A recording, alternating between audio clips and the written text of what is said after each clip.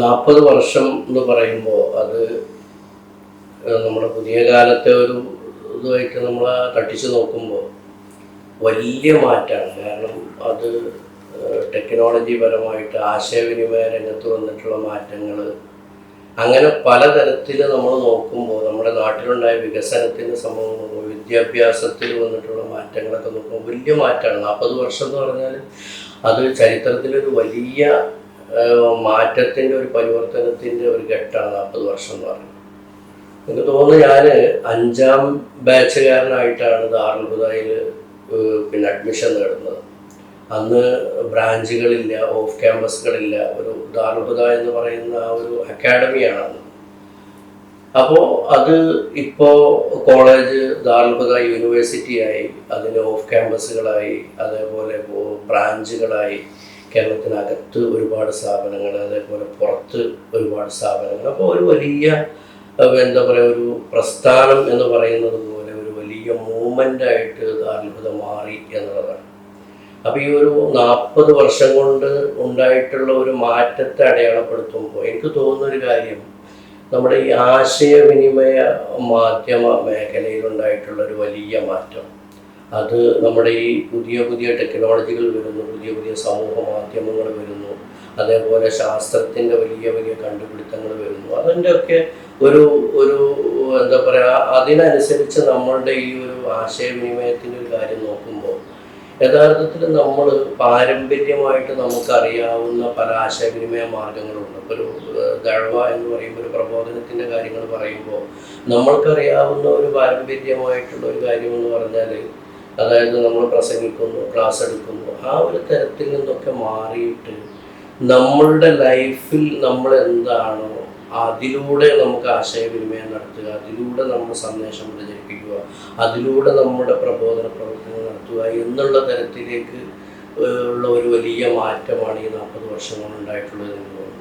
അപ്പോൾ ഞാനിത് പറയാൻ കാര്യം എന്താണെന്ന് വെച്ചാൽ, നമ്മുടെ ദാറുൽ ഹുദ സിലബസ് അല്ലെങ്കിൽ ദാറുൽ ഹുദ മൂവ്മെൻറ്റിൻ്റെ ഈ പിന്നെ ആ ഒരു ഘട്ടങ്ങളൊക്കെ നോക്കിയാൽ നമുക്ക് പറ്റുന്നത്, ഏതെങ്കിലും ഒരു പ്രത്യേകമായിട്ടുള്ള കാര്യത്തിലേക്ക് മോൾഡ് ചെയ്തിട്ട് ആ ഒരു മാതൃകയിലൂടെ മാത്രമേ ആശയവിനിമയം അല്ലെങ്കിൽ പ്രബോധന പ്രവർത്തനം നടത്താവൂ എന്നുള്ള തരത്തിലല്ല ദാറുൽ ഹുദ മൂവ്മെൻ്റ് ഉള്ളത് എന്ന് എനിക്ക് പലപ്പോഴും തോന്നിയിട്ടുണ്ട്. അതായത് അവിടെ നിന്ന് 12 വർഷത്തെ കോഴ്സ് പൂർത്തിയായി പുറത്തിറങ്ങി അവൻ്റെ ഒരു ലൈഫ്, അതായത് അവിടുത്തെ സ്റ്റുഡൻറ്റിൻ്റെ ലൈഫ് ഏത് രീതിയിലാണോ ആ ഒരു രീതിയിൽ തന്നെ അവന് പ്രബോധനം നടത്താവുന്ന രീതിയിൽ അല്ലെങ്കിൽ ആശയവിനിമയം നടത്താവുന്ന രീതിയിലാണ് ദാറുൽ ഹുദ മൂവ്മെൻ്റ് ഉള്ളത് എന്ന് എനിക്ക് പലപ്പോഴും തോന്നാറുണ്ട്. അതായത് ഇപ്പോൾ ഉദാഹരണത്തിന് ഒരു അധ്യാപകനായിട്ട് മാറി, അല്ലെങ്കിൽ ഒരാളൊരു പത്രപ്രവർത്തകനായി മാറി, അല്ലെങ്കിൽ ഒരു ബിസിനസ്മാനായിട്ട് മാറി, അല്ലെങ്കിൽ ഒരു മഹലിൻ്റെ കാര്യങ്ങളൊക്കെ നോക്കുന്ന അവിടുത്തെ ഒരു പ്രധാനപ്പെട്ട ഒരാളായി മാറി, അല്ലെങ്കിൽ ഒരു സ്ഥാപനത്തിൻ്റെ മേധാവിയായി മാറി, അങ്ങനെ, അല്ലെങ്കിൽ ഒരു സംഘടനയുടെ നേതാവായി മാറി, അല്ലെങ്കിൽ ഒരു എന്താ പറയുക ഒരു പ്രസ്ഥാനത്തിൻ്റെ തലപ്പത്തിരിക്കുന്നത്, അങ്ങനെ വൈവിധ്യമാർന്ന മേഖലകളിൽ ദാറുൽ ഹുദയിൽ നിന്ന് പഠിച്ചിറങ്ങിയ വിദ്യാർത്ഥികളുണ്ട്, ഉദവികളുണ്ട്. അപ്പോൾ അവരുടെയൊക്കെ ഒരു ഒരു ഇതെന്ന് പറയുമ്പോൾ നമുക്കറിയാം, അവർ ചെയ്യുന്നത് അവരുടെ പ്രവർത്തനം തന്നെയാണ് അവരുടെ ഒരു ഒരു പ്രബോധനം അല്ലെങ്കിൽ ദഅ്വ എന്ന് വിശ്വസിക്കുന്ന ഒരാളാണ്. ഇപ്പോൾ എൻ്റെ ഒരു പേഴ്സണലായിട്ടുള്ളൊരു ഒപ്പീനിയൻ പ്രകാരം ഞാൻ എൻ്റെ ഒരു ലൈഫിൻ്റെ കാര്യം പറയുമ്പോൾ, ഇപ്പോൾ ഞാൻ ജോലി ചെയ്യുന്നത് മാധ്യമ രംഗത്താണ്. അപ്പോൾ എനിക്കൊരു പക്ഷേ ഈ പറഞ്ഞതുപോലെ പുറത്ത് പ്രസംഗിച്ചിട്ടോ അല്ലെങ്കിൽ ഈ പറയുന്നത് പോലെ ഒരു പ്രബോധന പ്രവർത്തനത്തിന് നമ്മളൊരു വാർപ്പ് മാതൃകകൾ പറയുന്നുണ്ട്, ആ ഒരു മാതൃകയിൽ ഒരു പക്ഷേ എനിക്ക് പറ്റണമെന്നില്ല. പക്ഷെ ഞാൻ എൻ്റെ ജോലിയിൽ ഞാൻ ചെയ്യുന്നു എന്ന് പറയുന്നത്, ഞാനൊരു എന്താ പറയുക, നമ്മുടെ സ്ഥാപനം പറയുന്നത് പോലുള്ള ഒരു ഒരു ദഅ്വയാണ് എന്ന് വിശ്വസിക്കുന്ന ഒരാളാണ്. നമ്മളുടെ ലൈഫ് ഏതിലാണോ നമ്മൾ ചെയ്യുന്നത്, അല്ലെങ്കിൽ നമ്മുടെ ഒരു ജോലി എന്ന് വേണമെങ്കിൽ പറയാം, അല്ലെങ്കിൽ നമ്മുടെ ലൈഫ് എന്ന് വേണമെങ്കിൽ പറയാം, അത് ഏത് രീതിയിലാണോ നമ്മൾ മോൾഡ് ചെയ്യുന്നത്, ആ ഒരു മോൾഡ് ചെയ്ത രൂപത്തിൽ നിന്ന് തന്നെ നമ്മളുടെ ഈ പറയുന്ന തരത്തിൽ നമുക്ക് പ്രബോധനം നടത്താവുന്ന, ആശയവിനിമയം നടത്താവുന്ന തരത്തിലാണ് ദാറുൽ ഹുദ മൂവ്മെൻ്റ് ഉള്ളത് എന്ന് എനിക്ക് തോന്നാറുണ്ട്. അതിൻ്റെ ഒരു കാരണം എന്ന് പറയുന്നത്, ഇപ്പോൾ നമ്മൾ ഇപ്പോൾ ദാറുൽ ഹുദയിൽ പോകും ആദ്യഘട്ടത്തിലൊന്നും നമുക്ക് ഏത് തരത്തിലാണ് നമ്മുടെ ഭാവി, അല്ലെങ്കിൽ ഞാൻ ഏത് തരത്തിലേക്കാണ് ഇത് എൻ്റെ ഒരു ലൈഫ് വരുന്നതെന്ന് പലപ്പോഴും നമുക്ക് മനസ്സിലാക്കാൻ പറ്റില്ല. പക്ഷേ നമ്മുടെ ലൈഫ് ഏത് രീതിയിലേക്ക് പോകണം, 12 വർഷത്തിന് ശേഷം നമ്മൾ ഏത് രീതിയിലേക്കാണ് നമ്മൾ മാറേണ്ടത് എന്നുള്ള തരത്തിലുള്ള കുറേ മോട്ടീവ്സ് നമുക്ക് ദാറുൽ ഹുദയിലുണ്ട്. അത് ഒരുപക്ഷെ ആ ദാരുത തരുന്നൊരു അന്തരീക്ഷം എന്ന് പറയുന്നത് ആ ഒരു മോട്ടീവാണ്. അല്ലെങ്കിൽ ഈ പറയുന്ന പോലെ അവിടുത്തെ അധ്യാപകർ ഗുരുനാഥന്മാർ തരുന്ന ഒരു മോട്ടീവുണ്ട്, അല്ലെങ്കിൽ അവിടുത്തെ നമ്മുടെ പിയർ ഗ്രൂപ്പ് സൗഹൃദം നൽകുന്ന മോട്ടീവുണ്ട്, അതേപോലെ തന്നെ അവിടുന്ന് നമ്മൾ തരുന്ന സിലബസ് തരുന്നത്, അങ്ങനെ പലതരത്തിലുള്ള മോട്ടീവുകൾ ഈ പറഞ്ഞതുപോലെ നമ്മുടെ ഒരു 12 വർഷത്തിന് ശേഷം ഏത് രീതിയിലാണ് നമ്മുടെ ലൈഫ് കൊണ്ടുപോകേണ്ടത് എന്നുള്ള അത് തന്നു. ഇപ്പം എൻ്റെ ഒരു പേഴ്സണൽ ആയിട്ടുള്ളൊരു കാര്യം പറയുകയാണെങ്കിൽ, ഞാനൊരു 5ാം ക്ലാസ്സിലൊക്കെ എത്തിയപ്പോൾ തന്നെ എൻ്റെ ഒരു മനസ്സിൽ ഒരു പത്രപ്രവർത്തകനാവണം എന്നുള്ള ഒരു ഒരു വലിയ ആഗ്രഹം ഉണ്ടായിരുന്നു. അന്ന് അന്ന് സംഘടനയുടെ അസാസ് എന്ന് പറയുന്ന സംഘടനയുടെ കീഴിൽ വിഭവശേഷി വികസന സമിതി എന്ന് പറഞ്ഞിട്ട് ഇപ്പോൾ അതുണ്ടോ എന്ന് എനിക്കറിയില്ല, അങ്ങനെ ഒരു സമിതി ഉണ്ടായിരുന്നു. ആ സമിതിയുടെ കീഴിൽ ഒരു ജേർണലിസം ഇൻ സർവീസ് കോഴ്സ് എന്ന് പറഞ്ഞിട്ട് ഒരു മാസത്തെ ഒരു കോഴ്സ് നടന്നിരുന്നു. അപ്പോൾ അതിൽ വളരെ സെലക്റ്റഡ് ആയിട്ടുള്ള 20 പേർക്ക് വേണ്ടി നടത്തിയിട്ടുള്ള ഒരു കോഴ്സായിരുന്നു. അതായത് മാസത്തിൽ പ്രമുഖരായിട്ടുള്ള പുറത്തു നിന്നുള്ള മാധ്യമപ്രവർത്തകർ വന്നിട്ട് അവർ ക്ലാസ് എടുക്കാനുണ്ടായിരുന്നു. അപ്പോൾ ഈ ഒരു ക്ലാസ്സിൽ ഒരു മാസത്തെ കോഴ്സ് കഴിഞ്ഞപ്പോൾ തന്നെ എൻ്റെ എന്താ പറയുക, ഒരു മാനസികമായിട്ട് ഞാൻ ഉറപ്പിച്ചിരുന്നു, ഞാൻ സ്വപ്നം കണ്ടിരുന്നു എന്ന് പറയാം. അതായത് ഒരു പത്രപ്രവർത്തകനാണ് ഇത് കഴിഞ്ഞാൽ. ഞാൻ പറഞ്ഞുകൊണ്ട് വരുന്നത്, ഇങ്ങനെ അതായത് പാഠ്യപ്രവർത്തനത്തിൻ്റെ ഭാഗമായി അല്ലെങ്കിൽ പാഠ്യേതര പ്രവർത്തനങ്ങളുടെ ഭാഗമായി അല്ലെങ്കിൽ സംഘടനാപരമായിട്ടുള്ള കാര്യമായിട്ടൊക്കെ നമുക്ക് ഈ പറഞ്ഞതുപോലെ നമ്മളെ മോൾഡ് ചെയ്യാനുള്ള അവസരങ്ങൾ ദാരുണ മൂവ്മെൻറ്റ് നൽകുന്നു എന്നതിനൊരു ചെറിയ ഉദാഹരണം പറഞ്ഞു. അങ്ങനെ നടന്നത് കഴിഞ്ഞ് ഈ പറഞ്ഞതുപോലെ പിന്നെ ഞാൻ എൻ്റെ ആ ഒരു സ്വപ്നം എന്നുള്ള ആ ഒരു രീതിയിലേക്കാണ് പിന്നീട് പിന്നെ ഞാൻ ദാറുകയുടെ പഠനം കഴിഞ്ഞിട്ട് പിന്നെ ജേർണലിസം കോഴ്സ് പഠിക്കാൻ പോകുന്നു. അങ്ങനെ പത്രത്തിൽ കയറുന്നു. അങ്ങനെയാണ് എൻ്റെ ലൈഫ് വന്നത്. പിന്നെ മറ്റൊന്ന് ഞാൻ പറയുന്ന ഒരു മോട്ടീവ്, ദാറുകയുടെ ഒരു മോട്ടീവ് എന്ന് പറയുന്നത്, ഈ പറഞ്ഞതുപോലെ നമ്മുടെ സർഗാത്മകമായ കഴിവുകളെ ഉത്തേജിപ്പിക്കുന്ന പലതരത്തിലുള്ള മോട്ടീവുകൾ ദാറുക ക്യാമ്പസിനകത്തുണ്ട്. അത് ഈ പറഞ്ഞതുപോലെ ഇപ്പം എൻ്റെ ഒരു വ്യക്തിപരമായിട്ടുള്ള ഒരു അനുഭവം പറയുകയാണെങ്കിൽ, വായന എന്ന് പറയുന്ന ഒരു സംഭവം എൻ്റെ ജീവിതത്തിലേക്ക് കൊണ്ടുവന്നത് സ്വാഭാവികമായിട്ടും പിന്നെ നമ്മളെ 10ാം വയസ്സിൽ അല്ലെങ്കിൽ 11ാം വയസ്സിൽ നമ്മളൊരു ക്യാമ്പസിലേക്ക് കയറുമ്പോൾ തീർച്ചയായിട്ടും നമ്മുടെ ഒരു വായനയുടെ ഒരു തുടക്കം അവിടെ തന്നെയാവും. അപ്പോൾ അതേപോലെ തന്നെയാണ് ദാറുകയിലും പിന്നെ അവിടെ എത്തിയപ്പോൾ ആണ് യഥാർത്ഥത്തിൽ വായന എന്ന് പറയുന്ന സംഭവം നമ്മൾ എന്താണെന്ന് തിരിച്ചറിയുന്നത്. അതുപോലെ വായിക്കുന്നു, ദിനപത്രങ്ങൾ വായിക്കുന്നു. അതേപോലെ അന്ന് ഇന്നത്തെ അത്ര വിപുലമായിട്ടുള്ള ലൈബ്രറി അല്ലെങ്കിൽ പോലും ഈ പറഞ്ഞതുപോലെ നല്ല ഒരു പുസ്തക കളക്ഷനുള്ള ലൈബ്രറി ഉണ്ട്. അപ്പോൾ ആ ലൈബ്രറിയിൽ ഇരുന്നിട്ട് നമ്മൾ വായിക്കുന്നു, പുസ്തകം എടുക്കുന്നു. അതിനൊക്കെ അപ്പുറത്തേക്ക് പിന്നെ നമ്മൾ അന്നത്തെ ഒരു സംഭവം എന്ന് പറഞ്ഞാൽ, ഈ നാട്ടിൽ പോകുമ്പോൾ നാട്ടിൽ പോകുമ്പോൾ ഈ നമ്മുടെ സുഹൃത്തുക്കൾ അവരുടെ നാട്ടിൽ നിന്ന് ലൈബ്രറിയിൽ നിന്ന് പുസ്തകങ്ങൾ കൊണ്ടുവരുന്നു, അത് പരസ്പരം പങ്കുവെക്കുന്നു. അപ്പം നമ്മളൊരു 40 കുട്ടികളുള്ള ഒരു ബാച്ചിൽ ചുരുങ്ങിയതൊരു 10-20 കുട്ടികൾ ഇങ്ങനെ പുസ്തകങ്ങൾ കൊണ്ടുവരും. അപ്പോൾ ഒരു മാസത്തിനിടയ്ക്ക് കൈമാറി ഈ പറയുന്ന 10-30 പേരും ഈ 20 പുസ്തകങ്ങൾ കൈമാറി വായിക്കുന്നു. അതേപോലെ അത് തിരിച്ച് അടുത്ത മാസം ലീവിൽ പോകുമ്പോൾ അത് തിരിച്ചു കൊണ്ടുപോയിട്ട് പുതിയ പുസ്തകങ്ങളുമായിട്ട് വരുന്നു.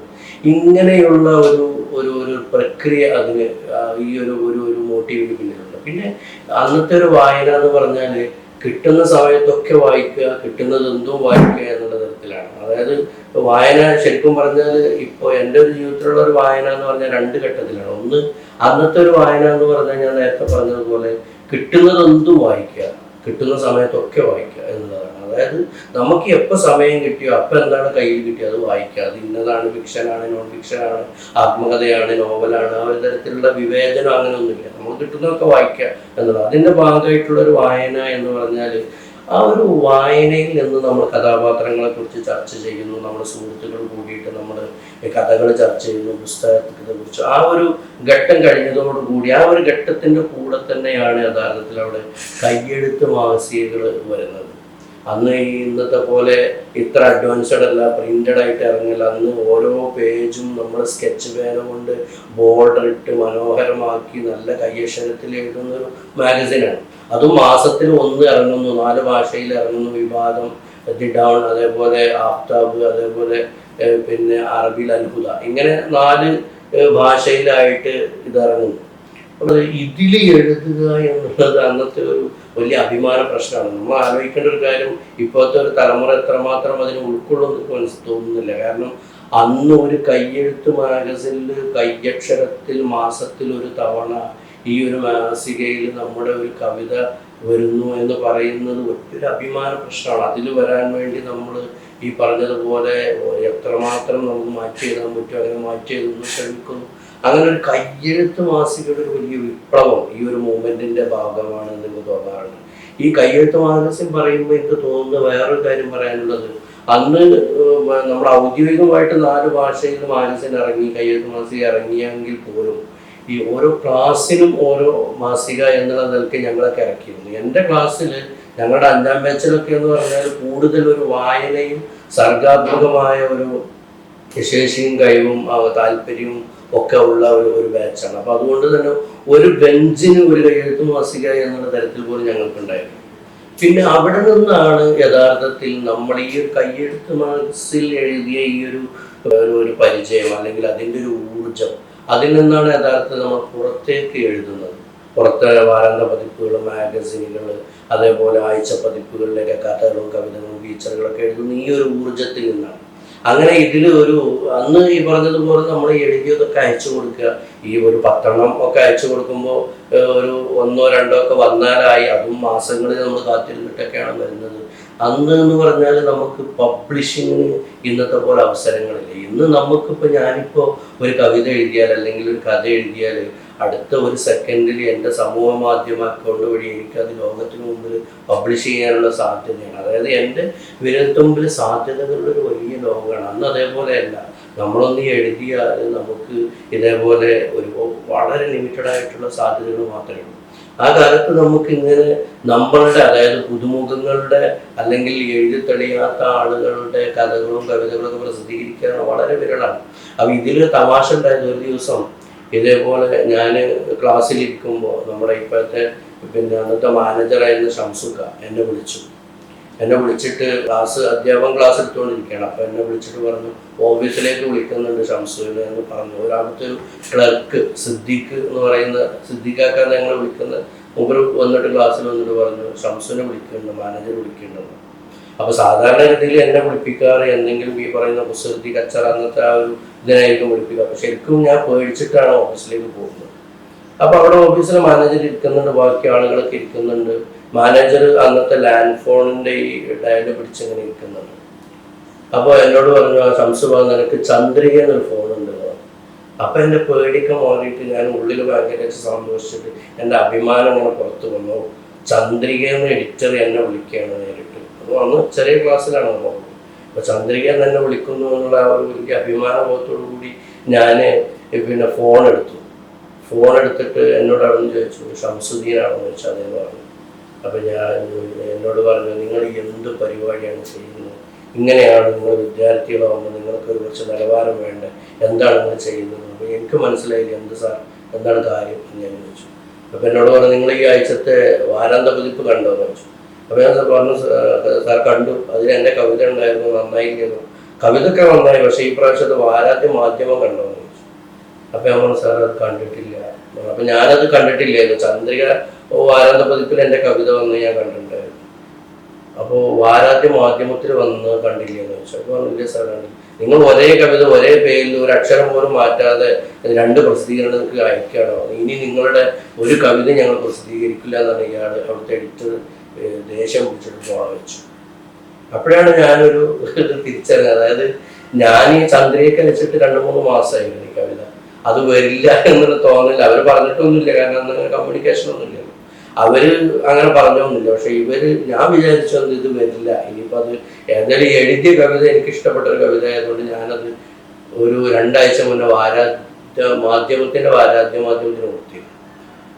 എൻ്റെ കാലക്കേടിന് ഈ കവിത ചന്ദ്രിക വാരാന്ത പതിപ്പിലും മാധ്യമത്തിലും വന്നത് ഒരേ ദിവസം. അപ്പോൾ അത് വലിയൊരു പ്രശ്നമായി. പിന്നെ അത് അദ്ദേഹം അങ്ങനെ പറഞ്ഞെങ്കിലും എഡിറ്റർ ഞാൻ അയച്ചു കൊടുത്തതൊക്കെ ഈ പറഞ്ഞ പോലെ പിന്നെ അയക്കുകയൊക്കെ ഉണ്ടായി. അത് വേറൊരു കഥ. അപ്പം ഞാൻ പറഞ്ഞു വരുന്നത്, ഇങ്ങനെ ഒരു പ്രസിദ്ധീകരിക്കുക എന്ന് പറഞ്ഞ അതിനു വേണ്ടി വല്ലാത്ത ഉത്കടമായി ആഗ്രഹിക്കുകയൊക്കെ ചെയ്തു. നമ്മുടെ ഉണ്ടായിട്ടുള്ള ഒരു ഊർജം എന്ന് പറയുന്നത്, നമ്മുടെ ഈ ഒരു മോട്ടീവിനേക്കുള്ള ഒരു ഊർജം എന്ന് പറയുന്നത് പുറത്ത് സാഹിത്യ ക്യാമ്പുകളിൽ പങ്കെടുത്തിരുന്നു എന്നുള്ളതാണ്. അപ്പോൾ ഞാൻ തന്നെ എനിക്ക് തോന്നുന്നത് ഒരു 5-6 7 ക്യാമ്പുകൾ, അതും സംസ്ഥാനതല ക്യാമ്പുകളിൽ മനോരമ നടത്തിയത്, തുഞ്ചൻപറമ്പ് ആകാശവാണി, അങ്ങനെ പലതരത്തിൽ നടത്തിയിട്ടുള്ള സാഹിത്യ അക്കാദമി നടത്തിയിട്ടുള്ളത് അതൊക്കെ 1, 2, 3 ദിവസങ്ങളൊക്കെ പിന്നെ എന്താ പറയുക നമ്മൾ താമസിച്ചിട്ടുള്ള ക്യാമ്പുകളാണ്. അപ്പോൾ അതിന് നമ്മുടെ സ്ഥാപനം, നമ്മുടെ അധ്യാപകർ നമുക്ക് അനുമതി തന്നിരുന്നു. അതൊക്കെ നമ്മുടെ രചനകൾ അയച്ചു കൊടുത്തിട്ട് ആ രചനകളുടെ പിന്നെ അവർ പരിഗണിച്ചിട്ടാണ് അവർ ആളുകളെ തിരഞ്ഞെടുക്കുന്നത്. അപ്പോൾ ഇതേപോലെ നമ്മൾ ക്യാമ്പുകളിൽ പങ്കെടുക്കുമ്പോൾ നമുക്കുള്ള ഒരു ഗുണം എന്ന് പറഞ്ഞാൽ നമ്മൾ എന്താ പറയുക ഈ എഴുത്ത് പുസ്തകങ്ങളിലൂടെ കാണുന്ന എഴുത്തുകാരെ നമുക്ക് നേരിട്ട് കാണാൻ പറ്റുന്നു, അവരോട് നേരിട്ട് സംവദിക്കാൻ പറ്റുന്നു. അതേപോലെ നമ്മളെ ഈ പുറത്ത് ക്യാമ്പസുകളിൽ എഴുതുന്ന ആളുകളുമായിട്ട് നമുക്ക് മിങ്കിൾ ചെയ്യാൻ പറ്റുന്നു. സമകാലീന സാഹിത്യ സ്വഭാവം, അതേപോലെ എഴുത്ത് രീതി, അതേപോലെ അവരുടെ ചിന്തകൾ പുറത്തുള്ള ക്യാമ്പസുകളിലെ അന്നത്തെ 90കളിലൊക്കെയാണല്ലോ അത് 90-95 കാലം. അപ്പോൾ അന്നത്തെ കാലത്ത് ക്യാമ്പസുകൾ തിളച്ചു മറിയുന്ന ആ ഒരു സാഹിത്യ സ്വഭാവം നമുക്ക് മനസ്സിലാക്കാൻ പറ്റുന്നു. ഇതൊക്കെ നമുക്ക് കണ്ടംപററി, അതായത് ഒരു സമകാലിക സാഹിത്യ സ്വഭാവവുമായി എഴുത്തുകളുമായിട്ടൊക്കെ നമുക്കുള്ള ഒരു താളാത്മ്യം പ്രാപിക്കാൻ നമുക്ക് പറ്റുന്നു എന്നതാണ്. അപ്പൊ ഇങ്ങനെയുള്ള, ഞാൻ പറഞ്ഞു വരുന്ന ഇത്രയേ ഉള്ളൂ, ഇങ്ങനെയുള്ള കുറേ അന്തരീക്ഷങ്ങൾ, അതായത് നമുക്ക് എന്താ പറയുക നമുക്ക് പിന്നെ അനുകൂലമായിട്ടുള്ള കുറേ അന്തരീക്ഷത്തിൽ നിന്നാണ് യഥാർത്ഥത്തിൽ ഈ പറയുന്ന ഒരു പത്രപ്രവർത്തകനാവുക, അല്ലെങ്കിൽ ഞാൻ എൻ്റെ സ്വപ്നം കണ്ടിട്ടുള്ള ഒരു എഴുത്തുകാരനാവുക എന്നുള്ള ആ ഒരു സ്വപ്നത്തിലേക്ക് എന്നെ ഇങ്ങനെ എന്താ പറയുക ഒരു ഒരു ഒരു ഒരു ഒരു പട്ടം പറത്തുന്നത് പോലെ എന്നെ പറത്തിക്കൊണ്ടുപോയത് ഈ ദാരുണതയാണ്. കാരണം അവിടെ നിന്നാണ് ഈ ചരട് പിടിച്ച് നമ്മുടെ ഭാവനയുടെ എഴുത്തിൻ്റെ ആകാശങ്ങളിലേക്ക് നമ്മളെ ഇങ്ങനെ പറത്തി വിട്ടത് ഈ പറയുന്ന അധ്യാപകരും അവിടുത്തെ അന്തരീക്ഷമൊക്കെയാണ്. പിന്നെ അത് കഴിഞ്ഞ് നമുക്കറിയാം അവിടുത്തെ ഞാൻ പത്രപ്രവർത്തകനായി എനിക്ക് അത് കഴിഞ്ഞ് പിന്നെ ഒരു എഴുത്ത്, ഞാൻ ആദ്യമായിട്ട് എഴുതിയ ഒരു പുസ്തകത്തിന് കിട്ടിയിട്ടുള്ള ഒരു അംഗീകാരം എന്ന് പറയുന്നതും ദാരുണത തന്നിട്ടുള്ള ഒരു അംഗീകാരം വലിയ അംഗീകാരമാണ്. അത് എനിക്ക് പലപ്പോഴും തോന്നാറുണ്ട്. അതായത് ഞാൻ നേരത്തെ പറഞ്ഞതുപോലെ തന്നെ നമ്മൾ ഏത് മേഖലയിലാണ് ജോലി ചെയ്യുന്നത്, അല്ലെങ്കിൽ നമ്മളുടെ ലൈഫ് ഏത് രീതിയിലാണോ അതിലൂടെ നമുക്ക് ഏത് തരത്തിൽ പ്രബോധനം നടത്താൻ പറ്റും, അല്ലെങ്കിൽ നമ്മുടെ ആശയങ്ങൾ സന്ദേശങ്ങൾ പറയാൻ പറ്റും. അതിന് വല്ലാത്തൊരു പോസിറ്റീവായിട്ടുള്ള ഒരു എനർജി ദാരുണത നൽകുന്നുണ്ട്. അത് വലിയൊരു പിന്തുണയാണ്. അതിൻ്റെ ഒരു ചെറിയൊരു ഉദാഹരണം പറഞ്ഞാൽ, എൻ്റെ ആദ്യത്തെ നോവൽ മരണപര്യന്തം എന്ന് പറയുന്ന നോവൽ ഇറങ്ങിയപ്പോൾ ഞാൻ എൻ്റെ കയ്യൊപ്പോട് കൂടി നമ്മുടെ ബാഹുദ്യുസ്ഥാന് VC ബാഹുദ്യുസ്ഥാന് അയച്ചു കൊടുത്തു. അപ്പോൾ ഇത് അയച്ചു കൊടുത്ത് ഞാൻ പിന്നെ അയച്ചു കൊടുത്തു എന്നതിനപ്പുറത്തേക്ക് ഉസ്താദ് വായിക്കുന്നുണ്ടോ എന്ന് എനിക്കറിയില്ല. അപ്പം ഞാൻ ഉസ്താദിൻ്റെ അന്നത്തെ സെക്രട്ടറി ആയിരുന്ന മുഹമ്മദ്, എൻ്റെ സുഹൃത്ത് ഞാൻ ഉദവിയെ വിളിച്ചു, ഉസ്താദ് വായിക്കുന്നുണ്ടോ വെച്ചു. അപ്പം എന്നോട് പറഞ്ഞു, ഉസ്താദ് വാതിലടച്ചിരുന്ന് വായിക്കുന്നുണ്ടെന്ന്. കാരണം വേറെ പുറത്തുനിന്നുള്ള ശല്യമൊന്നും ഇല്ലാതിരിക്കാനായിരിക്കും എന്നൊക്കെ പറഞ്ഞിട്ട് അവൻ തമാശ പറഞ്ഞു, വാതിൽ അടച്ചിരുന്ന് വായിക്കുന്നുണ്ടെന്ന്. ഞാൻ സത്യമായിരിക്കും എന്ന് വിചാരിച്ചു. അത് കഴിഞ്ഞ് ഒരു 2 ആഴ്ച കഴിഞ്ഞ് ഉസ്താദിനെ വിളിച്ചിട്ട് പറഞ്ഞു, ഷംസുവിന് ഇവിടെ വരാൻ ഒരു ഒഴിവുണ്ടാവുന്നു. ക്ഷേമ ഉസ്താദ് വരെ എപ്പോഴാണ് വരേണ്ടത്? നാളെ ഒരു പകൽ 4 മണിക്ക് വന്നോളൂ, അസംസ്കരിച്ച ശേഷം ഞാൻ എൻ്റെ ഓഫീസിലുണ്ടാവും. വരുമ്പോൾ ഒരു മരണപര്യത്തിന് ഒരു കോപ്പി കൂടി കൊണ്ടുവരണം എന്ന് പറഞ്ഞു. ആയിക്കോട്ടെ ഉസ്താദ്. ഞാൻ പിറ്റേന്ന് ഓഫീസിൽ പറഞ്ഞ് അത്യാവശ്യം പറഞ്ഞ് ലീവാക്കി ഞാൻ അസംസ്കരിച്ച് അസംസ്കരിക്കാൻ അവിടെ എത്തി. സ്കെച്ച് കഴിഞ്ഞ ഉസ്താദ് എന്നെ കാത്തിരിക്കായിരുന്നു. അപ്പോൾ ഞാൻ ചെന്നു. അപ്പോൾ ഉസ്താദ് ആദ്യം, ഞാൻ സത്യത്തിൽ ഭയങ്കരമായിട്ട് പേടിച്ചിട്ടാണ് ഉസ്താദിൻ്റെ അടുത്ത് പോകുന്നത്. കാരണം ഇതിൻ്റെ വിഷയം എന്ന് പറഞ്ഞാൽ ഖുർആനും ഹദീസും തഫ്സീറും അക്കീദയും താരീഖും ഒക്കെ ബേസ് ചെയ്തിട്ടുള്ള പൂർണ്ണമായും ഇസ്ലാമികമായ ഒരു കൺസെപ്റ്റിൽ അല്ലെങ്കിൽ ഒരു മാനദണ്ഡമാക്കി എഴുതിയിട്ടുള്ള ഒരു പുസ്തകമാണ്, നോവലാണ്. അപ്പോൾ എൻ്റെ കുറേ 2 പേടി. ഒന്ന്, ഇത് നോവലാക്കാൻ പറ്റുമോ? ഖുർആനും ഹദീസും മാലാക്കന്മാരും പ്രവാചകന്മാരൊക്കെ എന്താണ് നോവലാക്കി എന്നുള്ളതൊരു പ്രശ്നമാവും. അതുകൊണ്ട് തന്നെ പുസ്തകം നിരോധിക്കാൻ വേണ്ടി, അല്ലെങ്കിൽ പുസ്തകം ഇനി അത് പുറത്ത് കൊടുക്കണ്ട, ഇതോടുകൂടി അവസാനിപ്പിക്കാൻ വേണ്ടി പറയാനായിരിക്കുമോ എന്നുള്ളൊരു ആശങ്ക ഒന്ന്. രണ്ടാമത്തെ ഒരു ആശങ്ക, നമുക്കറിയാമല്ലോ നമ്മുടെ പരിമിതമായ വായന, ഗവേഷണ, എഴുത്ത്, അതിൽ നിന്നൊക്കെ ഒരുപാട് തെറ്റുകൾ വരാൻ സാധ്യതയുണ്ട്. പക്ഷേ തെറ്റുകൾ അതിലുണ്ടെങ്കിൽ നമ്മുടെ ഈ എഴുത്തിൽ തെറ്റ് വരുമ്പോൾ എന്ന് പറഞ്ഞാൽ അത് മറ്റുള്ളവർക്ക് കൂടി ആ തെറ്റ് പകർന്നു കൊടുക്കണം. അത് അതിലേറെ വലിയ തെറ്റാണ്. അപ്പോൾ ഉസ്താദ് ഈ തെറ്റ് കണ്ടിട്ട് എന്നെ, ഉസ്താദിന് സ്വാതന്ത്ര്യം ഉണ്ടല്ലോ, കാരണം ഉസ്താദ് ഒരു ഗുരുശിഷ്യ ബന്ധമാണ്. അപ്പോൾ അതുകൊണ്ട് തന്നെ എന്നെ ഈ പറഞ്ഞ അതിന് ഗുണദോഷിക്കാനായിരിക്കും, അങ്ങനെ കുറേ ചിന്തകൾ എൻ്റെ മനസ്സിലുണ്ടായിരുന്നു. ഉസ്താദിൻ്റെ അതിന് പോകുമ്പോൾ ഞാൻ മുഹമ്മദിനെ വിളിച്ച് ചോദിച്ചു, എന്താണ് എന്നെ വിളിക്കാൻ കാരണം? കാരണം നമുക്കൊരു മുൻകരുതലെടുത്ത് പോകണമല്ലോ. അപ്പോൾ അല്ലെങ്കിൽ പെട്ടെന്ന് നമ്മൾ അത് കേൾക്കുമ്പോൾ നമുക്കൊരു ഇതുണ്ടായിരിക്കാൻ വേണ്ടി മുഹമ്മദിനോട് പറഞ്ഞു, അങ്ങനെ എന്താണെന്ന് എനിക്കറിയില്ല, ഉസ്താദ് എന്നെ വിളിച്ചതെന്ന് എനിക്കറിയില്ല കേട്ടോ, എന്താണെന്ന് എനിക്കറിയില്ല. അപ്പോൾ വീണ്ടും നിരാശനായി, എന്താണ് എന്നറിയില്ല. അങ്ങനെ ഞാൻ ആ സ്ഥലത്ത് അവിടെ എത്തി. ഉസ്താദ് നോവലിനെ കുറിച്ച് സംസാരിച്ചു, ജോലിയെ കുറിച്ച് സംസാരിച്ചു, നോവലിന്റെ പിന്നെ എന്താ പറയാ എങ്ങനെയായിരുന്നു എഴുത്തിയ രീതി, അതേപോലെ എത്ര ദിവസം കൊണ്ടാണ് എഴുതിയത്, എത്ര കോപ്പിയാണ് ഇറക്കിയത്, എങ്ങനെയാണ് DC ബുക്സിലേക്ക്, അങ്ങനെ അതുമായി ബന്ധപ്പെട്ട് കുറേ കാര്യങ്ങൾ എൻ്റെ പത്രപ്രവർത്തന ജീവിതത്തിലുള്ള കാര്യങ്ങളൊക്കെ സംസാരിച്ചു. ഒരു 1.5-3 മണിക്കൂറോളം സംസാരിച്ചതിന് ശേഷം അപ്പോഴും ഞാൻ ആശങ്കപ്പെട്ട ഭയപ്പെട്ട സ്ഥാനത്തേക്ക് എത്തിയിട്ടില്ല. അപ്പോൾ ഉസ്താദ് പറഞ്ഞു ഓക്കെ എന്ന് പറഞ്ഞു. അപ്പം ഞാൻ ഉസ്താദിനോട് ചോദിച്ചു, ഉസ്താദിനെ വിളിപ്പിച്ച കാര്യം ഞാൻ പറയാൻ പറഞ്ഞു. അതെന്ന് വെച്ചാൽ പിന്നെ നിന്നോട് ഞാനൊരു പുസ്തകം കൊണ്ടുവരാൻ പറഞ്ഞില്ലേ, അത് കൊണ്ടുവന്നു ചെയ്യാൻ പറഞ്ഞത് കൊണ്ടുവന്നു. പുസ്തകം അതേപോലെ അത് വാങ്ങി വെച്ചിട്ട് അത് ഉസ്താദിന്റെ മേശ തുറന്നിട്ട് ഞാൻ അയച്ചു കൊടുത്ത അതേ കവറിൽ ഉസ്താദ് അന്ന് ഞാൻ 2 ആഴ്ച മുമ്പ് അയച്ചു കൊടുത്ത നോവൽ ഉസ്താദിന്റെ കയ്യിലുണ്ടായിരുന്നു. അതെടുത്തിട്ട് ഉസ്താദ് തന്നിട്ട് പറഞ്ഞു ഇതൊന്ന് മറച്ചു നോക്കുക. ഞാൻ മറച്ചു നോക്കിയപ്പോൾ ഉസ്താദ് ഓരോ പേജിലും അടിവര ഇട്ടിട്ട് അതിൽ എഴുതി വെച്ചിട്ടുണ്ട്. അതായത് ഇന്ന കിതാബ് പേജ് നമ്പർ ഇത്ര. അങ്ങനെ ഓരോ സംഭവത്തിനും എനിക്ക് റെഫർ ചെയ്യാവുന്ന സാധനങ്ങൾ, കിതാബിൻ്റെ പേജ് നമ്പറും കിതാബിൻ്റെ പേരും പേജ് നമ്പറും ഒക്കെ അടക്കം ഒരുപാട് അത് എൻ്റെ അടുത്ത് ഞാൻ സൂക്ഷിച്ചിട്ടുണ്ട്. അതായത് എല്ലാം എഴുതി. അപ്പം ചില സ്ഥലത്ത് നമ്മളിപ്പോൾ ഈ അറബിയിൽ നിന്ന് മലയാളത്തിലേക്ക് ട്രാൻസ്ലേറ്റ് ചെയ്യുമ്പോൾ ഉള്ള ചില പ്രശ്നങ്ങളുണ്ട്. ഇപ്പോൾ ഒരു ഉദാഹരണം നിങ്ങൾക്ക് മനസ്സിലാവാൻ പറയുകയാണെങ്കിൽ ഖബർ എന്നുള്ളത് ക എന്നുള്ളതാണ് ഞാൻ എഴുതിയിരുന്നത്. പക്ഷെ അത് എന്നുള്ളതാണ് 2 പുള്ളിയുള്ള കാഫായതുകൊണ്ട് ഉസ്താദ് പറയുന്നത് നഖം എന്നുള്ള കാവയാണ്. അങ്ങനെയുള്ള കുറെ ഇതും ഉസ്താദ് എഴുതിയിരുന്നു. അതായത് നമ്മളുടെ എന്താ പറയുക അറബിയിൽ നിന്ന് മലയാളത്തിലേക്ക് ട്രാൻസ്ലേറ്റ് ചെയ്യുമ്പോൾ നമ്മൾ മലയാളത്തിൽ കൊടുക്കുമ്പോൾ നമ്മൾ ശ്രദ്ധിക്കാത്ത കുറെ കാര്യങ്ങൾ അതുണ്ട്. അപ്പൊ എനിക്ക് വലിയ സന്തോഷമായി. കാരണം എന്താ വെച്ചാൽ മരണപര്യന്തം 2ാം പാർട്ട് ഇറക്കാവുന്ന തരത്തിലുള്ള സാധനമാണ് ഉസ്താദ് തന്നിരിക്കുന്നത്. നമ്മൾ പോലും കാണാത്ത കിതാബുകളും അതിന്റെ എന്താ പറയാ പേജ് നമ്പറുകളൊക്കെ. അപ്പൊ ഞാൻ ഇതൊക്കെ നോക്കിയപ്പോൾ എനിക്ക് വലിയ സന്തോഷം. നിങ്ങൾ അവസാന ഉസ്താദ് ഒപ്പിട്ടിട്ടാണ് തന്നിട്ടുള്ളത്. ഞാൻ ആദ്യത്തിൽ ഒപ്പിട്ടിട്ടുണ്ട്, അവസാന ഉസ്താദിൽ ഒപ്പിട്ടിട്ട് സ്നേഹപൂർവ്വം എനിക്ക് മടക്കി തരികയാണ്. അപ്പോൾ ഞാൻ ഉസ്താദ് ചോദിച്ചാൽ ഉസ്താദ് ഇതിൽ വലിയ തെറ്റുകൾ എന്തെങ്കിലും ഉണ്ടാവുക ചോദിച്ചു. അപ്പം എന്നോട് വലിയ തെറ്റൊന്നുമില്ല, ചെറിയ സ്പെല്ലിംഗ് മിസ്റ്റേക്ക്, പിന്നെ അറബിയിൽ നിന്ന് മലയാളത്തിൽ ആക്കുമ്പോൾ ചെറിയ പ്രശ്നം, അതൊക്കെ ഞാൻ ഇതിൽ എഴുതിയിട്ടുണ്ട്. എൻ്റെ അടുത്ത എഡിഷനിൽ ഇതൊക്കെ മാറ്റണം. പിന്നെ എനിക്ക് തോന്നിയൊരു സാധനം, അത് ഷംസൂന് വലിയൊരു പരിചയമില്ലാത്തതുകൊണ്ടാണ് നാട്. ഞാൻ ഇതിൽ അതായത് ഈ ബഷീർ എന്ന് പറഞ്ഞ കഥാപാത്രം ജോലി ചെയ്തിരുന്ന ഒരു സ്ഥലം, സൗദിയിലൊരു സ്ഥലം എഴുതിയിരുന്നു, ഞാനിപ്പോൾ ഓർക്കുന്നില്ല, ഒരു സ്ഥലമുണ്ട്. അപ്പൊ അത് പക്ക എൻ്റെ ഒരു നോവലിലൊരു കഥാപശ്ചാത്തലം എന്ന് പറഞ്ഞാൽ അത് പക്ക ഒരു മരുഭൂമിയുടെ ഉള്ളിൽ ആരും ഇല്ലാത്ത കാട്ടറബികൾ മാത്രമുള്ള ഒരു സ്ഥലം എന്നുള്ള നിലക്കാണ് ഞാൻ ആ സ്ഥലം എഴുതിയിട്ടുള്ളത്. അപ്പോൾ അത് യഥാർത്ഥ സ്ഥലമാണ്. അപ്പോൾ ഉസ്താദ് പറഞ്ഞു അത് കുറെ കാലം മുമ്പ് അങ്ങനെയായിരുന്നു, ഇപ്പം അത് വലിയ പട്ടണമായിട്ട് മാറിയിട്ടുണ്ട്. അപ്പോൾ അതൊരു ചെറിയൊരു സ്പെല്ലിംഗ് മിസ്റ്റേക്ക് ഇത് അറിയുന്നവർക്ക് തോന്നും.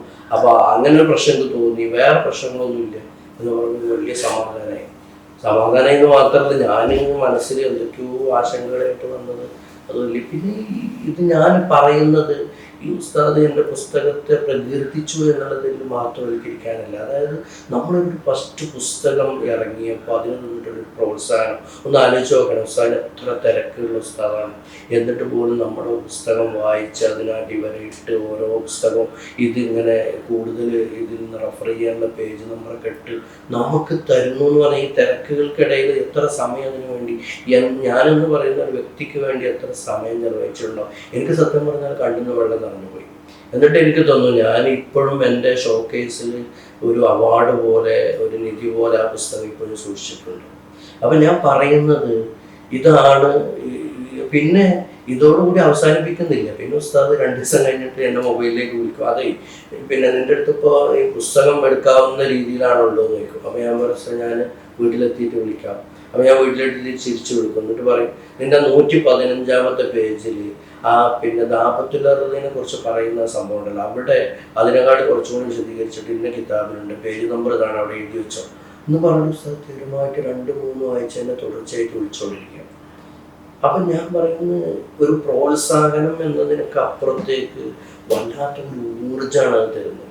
പിന്നെ 2ാമത്തെ നോവൽ ആസ് യൂഷ്വൽ, ഞാൻ നേരത്തെ ആദ്യത്തെ നമ്മുടെ ഒരു വലിയ അനുഭവമാണ്. 2ാമത്തെ പിന്നെ നോവൽ ദായിഷ ഇറങ്ങിയപ്പോൾ ഞാൻ ഉസ്താദ് ഇതേപോലെ വായിച്ചിട്ട് എന്നോട് അഭിപ്രായം പറഞ്ഞു. അപ്പം ഞാൻ ഉസ്താദിനോട് പറഞ്ഞു ഉസ്താദ് വായിക്കുന്ന ഒരു ഫോട്ടോ എനിക്ക് വേണം.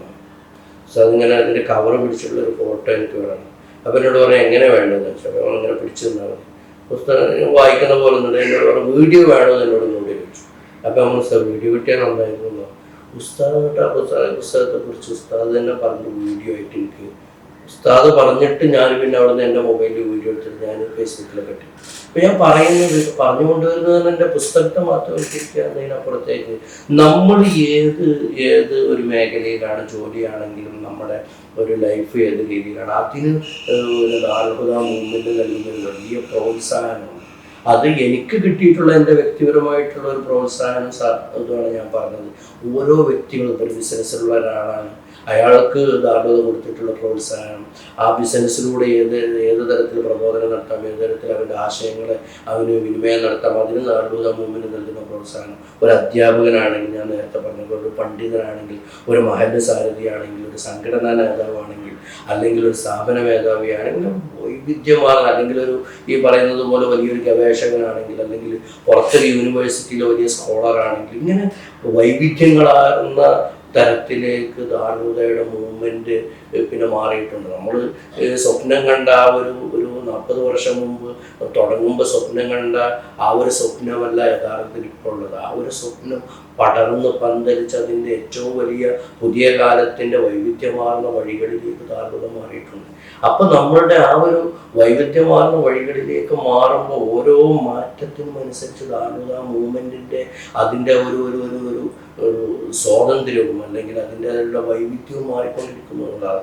അപ്പം ഞാൻ പലപ്പോഴും മനസ്സിലാക്കുന്നത് എൻ്റെ ഒരു വ്യക്തിപരമായ ഒരു നിരീക്ഷണം ഇത് തന്നെയാണ്. അതായത് നമ്മൾ ദാറുൽ ഇറങ്ങിയിട്ടുള്ള ഹുദവികൾ അവർക്ക് കൊടുക്കുന്ന ഒരു പ്രോത്സാഹനം, അവർക്ക് കൊടുക്കുന്ന പ്രോത്സാഹനം എന്ന് പറഞ്ഞാൽ 12 വർഷം കഴിഞ്ഞിറങ്ങിയവർക്ക് കൊടുക്കുന്ന പ്രോത്സാഹനം പോലെ തന്നെ വലുതാണ് അവർക്ക് ദാറുൽ ഹുദ അന്തരീക്ഷം, അവിടുത്തെ അധ്യാപകർ, അവിടുത്തെ സിലബസ്, അവിടുത്തെ പിന്നെ കോ-കരിക്കുലം ആക്ടിവിറ്റീസ്, പാഠ്യേതര പ്രവർത്തനങ്ങൾ, സംഘടനാ പ്രവർത്തനങ്ങൾ, സിബാക്ക്, അതേപോലെ അസാസ്, അതേപോലെ DSU, പിന്നെ ഇതിൻ്റെയൊക്കെ ഇതിൻ്റെയൊക്കെ കൂട്ടിയാൽ കിട്ടുന്ന ഒരു ഉത്തരമാണ് യഥാർത്ഥത്തിൽ ദാറുൽ മൂവ്മെൻറ്റ് എന്ന് പറയുന്നത്.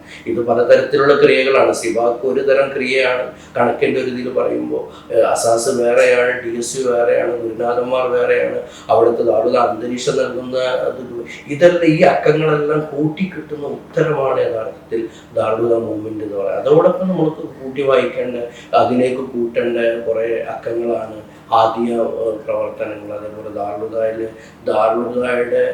ഉദവികളുടെ ഒരു എനിക്ക് പലപ്പോഴും തോന്നാറുണ്ട്. കാരണം സാധാരണ അലുമിനി പോലെയല്ല ദാറുൽ അലുമിനി. അതായത് സാധാരണ നമ്മളൊരു ക്യാമ്പസിൽ നിന്ന് ഇറങ്ങിയിട്ട് ദാറുൽ പിന്നെ അല്ലെങ്കിൽ ഒരു ക്യാമ്പസിൽ അലുമിനി എന്ന് പറഞ്ഞാൽ അവരുടെ ഇടയിൽ ചില എന്താ പറയുക ഈഗോ ക്ലാഷുകളുണ്ടാവും. ഏറ്റവും ചുരുങ്ങിയത് സീനിയർ ജൂനിയർ അവർ തമ്മിലുള്ള ബന്ധത്തിൽ ചെറിയൊരു അകൽച്ചയുണ്ടാവും. പക്ഷെ ഇത് അത്ഭുതപ്പെടുത്തുന്ന ഒരു ബന്ധം എന്ന് പറഞ്ഞാൽ ദാറുൽ നിന്ന് ഇറങ്ങിയ വിദ്യാർത്ഥികൾ, ഉദവികളെല്ലാവരും അവർക്കിടയിൽ ഒരു ജ്യേഷ്ഠനോ അനുജനോ എന്നുള്ള, അല്ലെങ്കിൽ സീനിയറാണ് ജ്യേഷ്ഠനോ അനുജനോ എന്നുള്ളത് സ്വാഭാവികമായിട്ടും വേണം.